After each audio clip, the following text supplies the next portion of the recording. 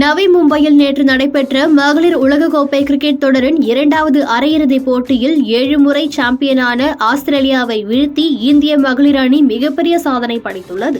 இமாலய இலக்கான 339 இந்த ரன்னை விரட்டி பிடித்து இந்திய அணி மிரட்டிவிட்டது. இந்த வெற்றியின் மூலம் இந்திய அணி 3வது முறையாக இறுதிப் போட்டிக்கு முன்னேறியுள்ளது. இதையடுத்து நேற்றைய இரவு இந்திய ரசிகர்களுக்கு மறக்க முடியாத இரவாக அமைந்திருக்கும் நிலையில் இந்த வெற்றிக்கு முக்கியமாக வித்திட்டவர் ஜெமிமா ரோட்ரிக்ஸ். அவர் 134 பந்துகளில் 14 பவுண்டரிகளுடன் இறுதி வரை ஆட்டமிழக்காமல் 127 ரன்கள் எடுத்து வெற்றிக்கு வழிவகுத்தார். இந்திய அணி வெற்றி பெற்றதை கொண்டாடும் அதே சமயத்தில் உணர்ச்சி பெருக்கால் அவர் மைதானத்தில் கண்ணீர் விட்டு அழுதார். ஜெமிமாவால் கண்ணீரை கட்டுப்படுத்த முடியவில்லை.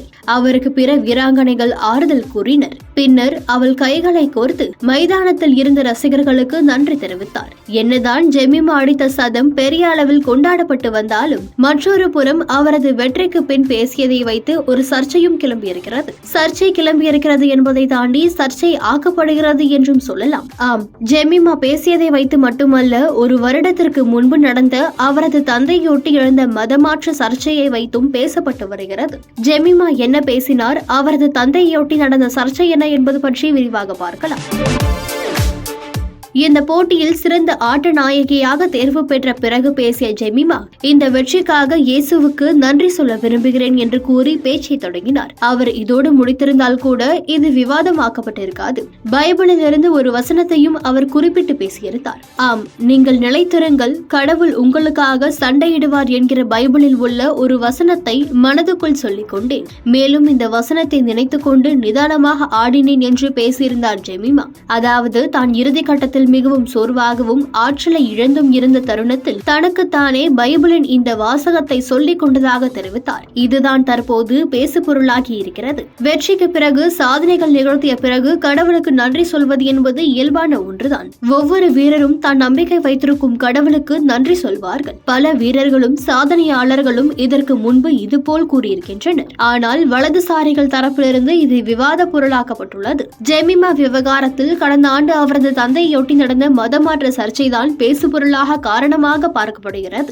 ஆம், கடந்த ஆண்டு டிசம்பர் மாதம் மும்பையில் உள்ள 100 ஆண்டு பாரம்பரிய கார் ஜிம்கானா கிளப்பின் உறுப்பினரிலிருந்து ஜெமிமா நீக்கம் செய்யப்பட்டிருந்தார். அதற்கு கிளப்பின் வளாகத்திற்குள் மதம் தொடர்பான நிகழ்வுகளை அவரது தந்தை இவான் ரோட்ரிக்ஸ் நடத்தியதாகவும் அந்த நிகழ்வில் மதமாற்றம் செய்ய ஊக்குவிக்கப்பட்டதாகவும் அது தொடர்பாக சிலர் புகார் தெரிவித்ததாக கூறப்படுகிறது. இந்த செய்திகள் வெளியான நேரத்தில் ஜெமிமாவின் கிறிஸ்தவ மத நம்பிக்கை குறித்து எதிர்மறையாக சமூக வலைதளங்களில் விமர்சிக்கப்பட்டது. அவரது குடும்பத்தினருடன் தொடர்புடைய குற்றச்சாட்டில் அவர் மீது மோசமான விமர்சனங்கள் அப்பொழுது வைக்கப்பட்டது. ஆனால் இந்த மதமாற்ற குற்றச்சாட்டுகளை அப்பொழுது இருந்த கிளப்பின் தலைவரை மறுத்து இருந்தார். ஜெமிமாவின் ஆட்டத்திறனுக்காக 2023ஆம் ஆண்டு அவர் உறுப்பினராக்கப்பட்டார். 3 ஆண்டுகளை வரை அதற்கு தகுதி இருக்கும் நிலையில் இந்த குற்றச்சாட்டுகள் காரணமாக ஒருமனதாக அவரை நீக்கம் செய்வது என்று முடிவு செய்யப்பட்டது.